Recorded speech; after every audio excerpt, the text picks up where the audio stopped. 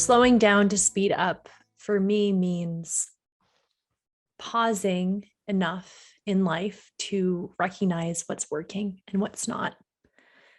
So it's not only the act of I'm going to show that I'm slowing down or take 5 extra minutes in the morning. It's actually putting a slight pause on your life or on your work to get really rooted in your values.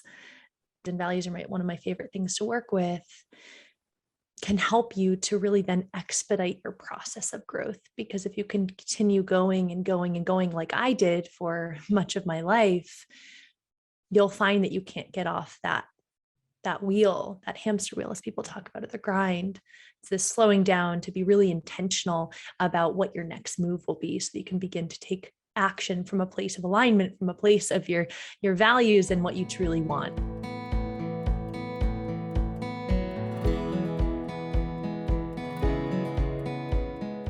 A lot of the work that I do is focused around embodiment, embodied self-awareness. And so that can mean orienting yourself to different times of your life that you have felt yes. And I know that might sound for some people a little woo-woo, but I've found in working with my clients that one of the most powerful things that they can do is learn to tap into the wisdom of their body and learn what yes feels like. Yes, I'm meant to be here. Yes, this feels good. One of the ways that we can actually, we can anchor into that is thinking about a party. What's a party that you've been to recently, or what's a social engagement or a person that you've spent time with, and you've just felt, I want to leave. I don't want to be here. This feels icky. So that's like a really simple way to start to think about it.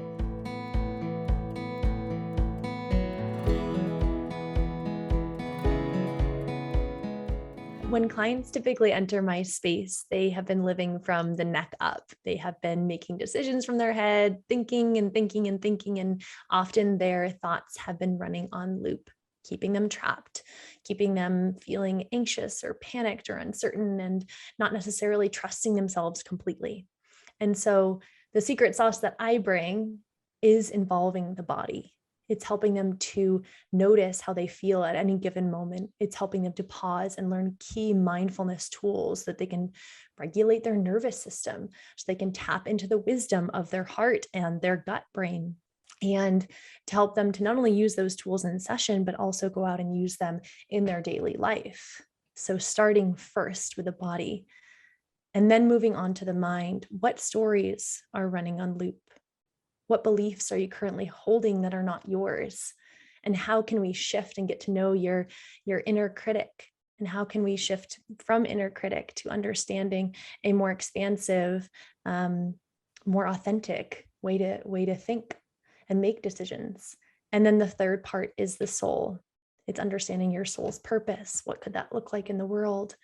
And also understanding energetics like magnetism and what that looks like for people in their practices, in achieving the abundance that they want to achieve. So body, mind, and soul.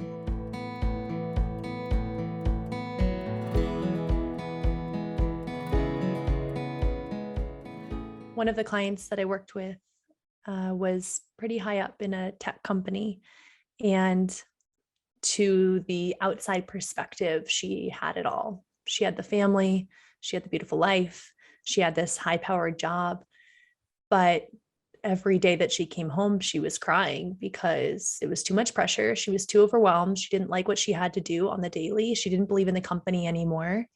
And it felt like a no. But she wasn't able to see what could be next.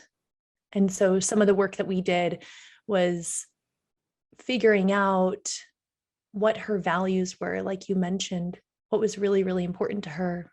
And then what different doors she could open. We worked a lot with opening of doors. What could door A look like? What could door B look like? What could door C look like? Reimagining what was possible for the future.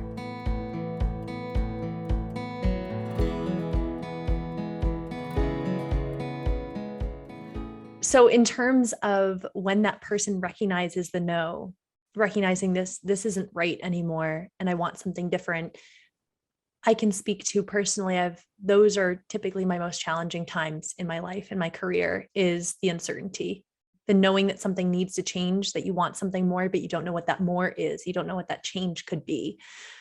And so in terms of working holistically, it's not only seeing what is happening and what's a no, as we're talking about the no and the yes, what is the no in your career? And then what else is happening in the different areas of your life? Is everything else a yes? Typically not. Typically, there's something that you want to change in terms of your financial wealth, or in your relationships, or in your joy.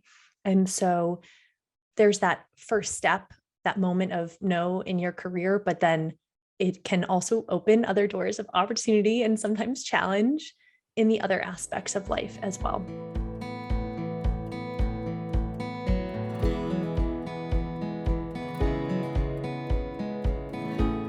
Many of the clients that I work with do spend a lot of time in their heads. And what we begin to bring awareness to is some of those cognitive loops, because much of how we think is actually repetitive. Our thoughts tend to run on loop, and they tend to have history. So typically what we'll do is pull out one thought, and we'll look at the history behind that thought. Where did it come from? What is the evidence to prove it true? What is the evidence to prove it false? And we can, by offering my clients this tool of how to process one thought, they can continue to do that with all the other thoughts that happen.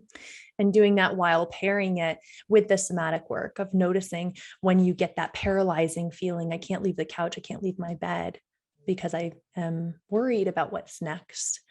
Pairing that with, as I mentioned before, that embodied self-awareness of noticing what's happening. Is it true? What is true in this moment, and how can I move forward there?